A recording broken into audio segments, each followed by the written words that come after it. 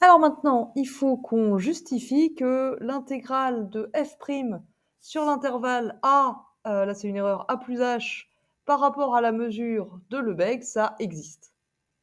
Bah, f' du coup, en valeur absolue, c'est une fonction mesurable positive. C'est pour ça que je mets les valeurs absolues. F' c'est une fonction mesurable, mais pour garantir l'existence d'une intégrale, il faut une fonction mesurable positive. Ce que je suis sûr, c'est que l'intégrale de valeur absolue de f' de t sur l'intervalle a plus h par rapport à la mesure de Lebesgue, ça existe, dans R bar. Le but du jeu, c'est de montrer que ça existe dans R, de façon à ce que f' soit intégrable. D'un autre côté, je sais que pour tout t dans R, valeur absolue de f', c'est plus petit que m. Valeur absolue de f' de t, c'est plus petit que grand M. Grand M que je peux voir comme une fonction constante. Et du coup, bah, l'intégrale de f' sur l'intervalle a plus h,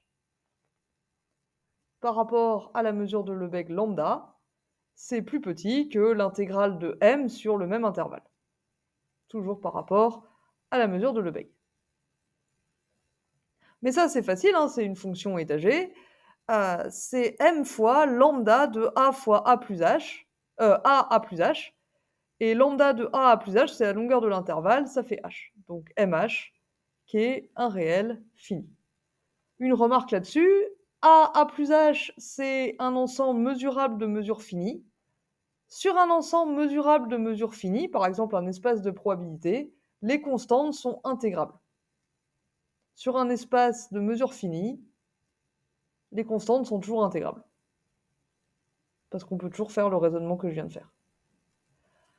Mais du coup, valeur absolue de f', son intégrale est finie, c'est donc une fonction positive intégrable sur R avec l'attribut des lebéguiens et la mesure lambda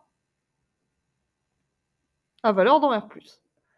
Et du coup, ça, d'après un résultat de votre cours dont on a déjà parlé, ça me dit que f' est intégrable aussi. Et f' intégrable, bah, ça veut justement dire que l'intégrale de f' sur a plus h... Alors, je m'aperçois que je me suis planté.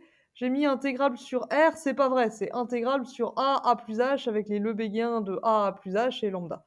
Autant pour moi. Enfin, du coup, ce que je en déduis quand même, c'est que l'intégrale que je dois montrer qu'elle existe, elle existe bel et bien dans R.